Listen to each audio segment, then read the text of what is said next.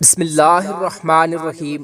حضور نبی کریم صلی اللہ علیہ وآلہ وسلم کی ولادت سے 2 سال پہلے آپ کے چچا اور رضائی بھائی سید الشہداء شیر خدا حضرت امیر حمزہ رضی اللہ تعالیٰ عنہ پیدا ہوئے۔ آپ کی کنیت ابو عمارہ تھی۔ آپ نہایت حسین و جمیل، دبلے پتلے، چوڑی چھاتی اور دراز قد تھے۔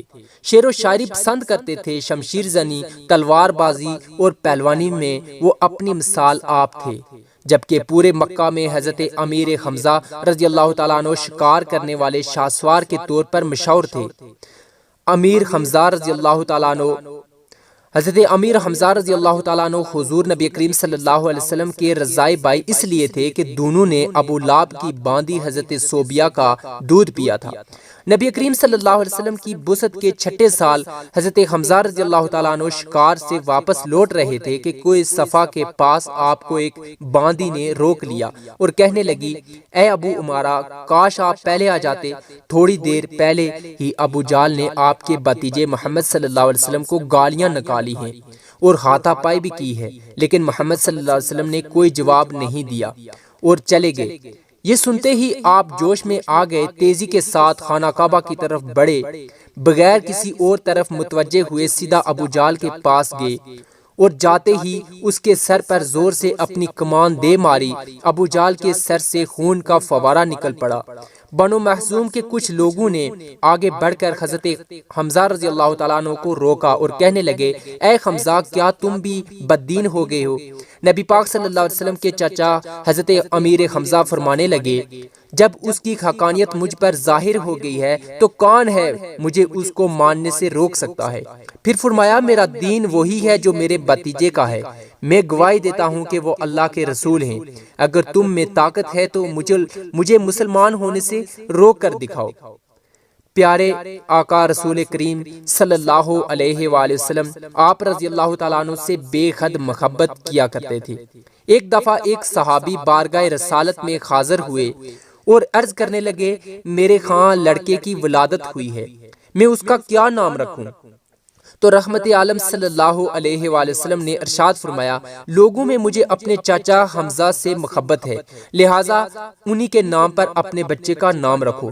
نبی کریم صلی اللہ علیہ وسلم کی بعثت کے 13ویں سال آپ بھی نبی پاک صلی اللہ علیہ وسلم کے ساتھ مدینہ ہجرت کر کے جہاں پہنچ کر آپ نے اپنی زندگی کی ہر جنگ میں مسلمانوں کے علم بردار رہے۔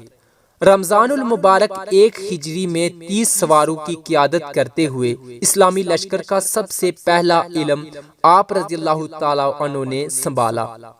2 ہجری میں حق و باطل کا پہلا معرکہ میدان بدر میں پیش آیا تو آپ رضی اللہ تعالیٰ عنہ بڑے جوش اور جذبے کے ساتھ شریک ہوئے اور مشرکین کے کئی سورماؤں کو ٹھکانے لگایا۔ مکہ کے مشہور جنگجو عتبہ کو حضرت حمزہ رضی اللہ تعالیٰ عنہ نے ہی ایک وار میں ختم کر دیا، جس سے مسلمانوں کی داغ بیٹھ گئی۔ آپ کے دونوں ہاتھوں میں تلوار تھی اور سر پر شترمرغ کی کلگی سجا رکھی تھی۔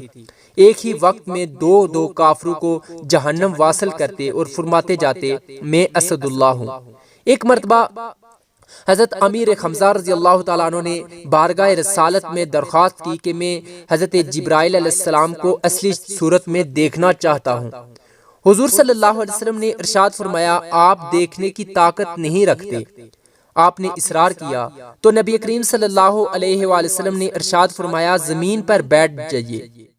کچھ دیر بعد حضرت جبرائیل علیہ السلام حرم کعبہ میں نصب شدہ ایک لکڑی پر اترے تو سرور عالم صلی اللہ علیہ وسلم نے ارشاد فرمایا، چاچا جان نگاہ اٹھائیے اور دیکھیے۔ آپ نے جو ہی اپنی نگاہ اٹھائی تو دیکھا کہ حضرت جبرائیل علیہ السلام کے دونوں پاؤں سبز زبر جد کے ہیں۔ بس اتنا ہی دیکھ پائے اور تاب نہ لا کر بے ہوش ہو گئے۔ 15 شوال المکرم 3 ہجری غزوہ احد شروع ہوتا ہے کہ جس میں کفار غزوہ بدر کا بدلہ لینے کے لیے مسلمانوں پر حملہ کرتے ہیں۔ ان کا سب سے بڑا مقصد حضرت حمزہ رضی اللہ تعالیٰ عنہ کو شہید کرنا ہے، کیونکہ جتنا نقصان غزوہ بدر میں کفار مکہ کو انہوں نے دیا اتنا کوئی اور نہ دے سکا۔ امام بخاری اور دیگر اہل تحقیق نے آپ کے قاتل وحشی کی زبانی آپ کی شہادت کا واقعہ کچھ اس طرح نقل کیا ہے، وحشی کہتا ہے جب قریش مکہ جنگ احد کے لیے روانہ ہوئے تو میرے مالک جبیر بن مطعم نے مجھے کہا کہ تم اگر بدر میں میرے چچا کو قتل کرنے کے عوض محمد صلی اللہ علیہ وسلم کے چچا کو قتل کر دو تو تم آزاد ہو۔ میں حبشی النسل تھا اور خربا یعنی چھوٹا نیزہ مارنے کا ماہر تھا۔ ہند زوجہ ابو سفیان نے بھی مجھے سے کثیر انعام کا وعدہ کیا کیونکہ اس کا باپ عتبہ بھی حضرت امیر حمزہ کے ہاتھوں ہلاک ہوا تھا۔ جیسے ہی جنگ شروع ہوئی تو میں حضرت حمزہ رضی اللہ تعالیٰ عنہ کی تلاش میں نکل گیا۔ اچانک دیکھتا ہوں کہ ایک جوان مرد لوگوں کو اپنی تلوار سے کاٹتا جا رہا ہے، کوئی بھی اس کے سامنے ٹک نہیں پا رہا۔ جب میں نے پوچھا کہ یہ کون ہے تو پتہ چلا کہ حضرت حمزہ رضی اللہ تعالیٰ عنہ یہی ہیں جن کی تلاش مجھے تھی۔